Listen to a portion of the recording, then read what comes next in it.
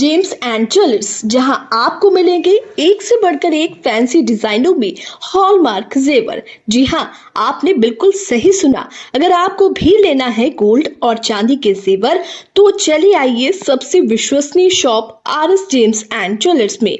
हमारा पता है लाल पैलेस स्टेशन रोड, सिवान।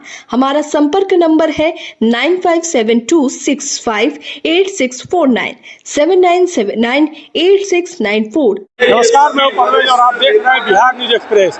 इस वक्त मैं मौजूद हूँ सिवान जिला के जसौली खर गांव में, जहाँ पे मोदी के भक्त हनुमान की तर्ज पर एक ऐसे व्यक्ति पहुंचे हुए हैं जो हर जल सभा में मोदी जी के कार्यक्रम में पहुंचते हैं, जो एकदम बिल्कुल हनुमान जी की तरह रूप धारण किए हुए हैं। और आप देख सकते हैं हमारे कैमरे के माध्यम से जिस तरह से इन्होंने अपना रूप तैयार किया है और अपने जय श्री राम विश्व शांति का प्रतीक बोलेगा ऑपरेशन सिंदूर जिंदाबाद का नारा लगाते हुए इन्होंने हाथों में गद्दा लिए हुए और सेम हनुमान जी की तरह इन्होंने भेष रखा हुआ है। आइए इनसे जानते हैं कि क्या कुछ कहना है इनका। जी बताइए, कहाँ से आए हुए हैं आप और ये जो भेष आपने रखा हुआ है हनुमान जी का, इसको लेकर क्या संदेश देना चाहेंगे? मैं बिहार बेगूसराय पन्हास से आया हूँ। ये मेरा 156वां सभा है और मेरे श्री राम रूपी माननीय प्रधानमंत्री नरेंद्र दामोदर दास मोदी जी ने अपने कर कमलों के द्वारा भारत में बिहार राज्य को सबसे बड़ी सौगात दिए हैं और ये चौथी बार आ रहे हैं और चौथी बार में 5900 करोड़ की योजनाओं का शिलान्यास और लोकार्पण करने जा रहे हैं। इस पावन पवित्र धरती से मैं उनको चंदन बंदन अभिनंदन करता हूँ। चौथी बार सिवान में आ रहे हैं मोदी जी का आगमन है और आप कह रहे हैं कि 156 बार मैंने हनुमान जी का जो है भेष धारण किया हुआ है।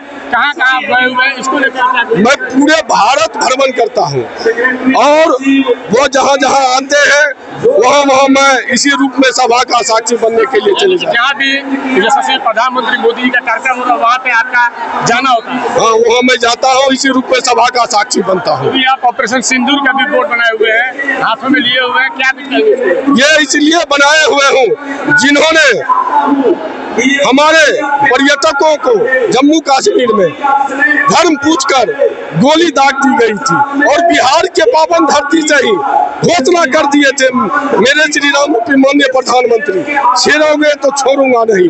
और वह यहाँ से बोल के गए और कुछ दिन के बाद, 1-2 दिन के बाद उन्होंने सैनिक को भी मैं सैल्यूट करता हूँ। हमारे जाबाज सिपाही सैनिक ने यह जवाब दे दिया, जो छेड़ोगे तो छोड़ूंगा नहीं, और सीज फायर करके उनके 9 ठिकानों पे आतंकवादियों के ठिकानों पर हमला करके सीज फायर करके ढेर कर दिया। मैं सैनिक को सैल्यूट करता हूँ। कहाँ पे घर हुआ आपका और किस तरह से आते हैं, जहाँ भी जाते हैं मोदी जी के कार्यक्रम में क्या कुछ कठिनाइयों का सामना भी करना पड़ता है? मैं बिहार बेगूसराय पन्हास से आता हूँ और मैं कोर्ट में एसी का काम करता हूँ, एडवोकेट क्लर्क हूँ। निबंधन कार्यालय बेगूसराय में कातिब का काम करता हूँ, वहीं से 2 रुपये का उपार्जन होता है। आधा गिरहत जीवन में लगाता हूँ, आधा मैं अपने माननीय प्रधानमंत्री सभा में लगाता हूँ। और पैसा नहीं भी रहता है तो मैं कर्ज उठा के और सभा में लगा देता हूँ।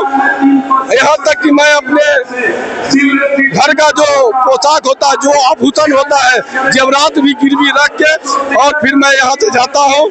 जिसका कर्ज लेता हूँ उसको कमा के मैं उनको दे देता हूँ। कठिनाई का तो सामना होता है जाने आने में और नग्न पाँव चलता हूँ, लेकिन मैं श्री राम का नाम लेता हूँ, हर एक कार्य पूरा हो जाता है।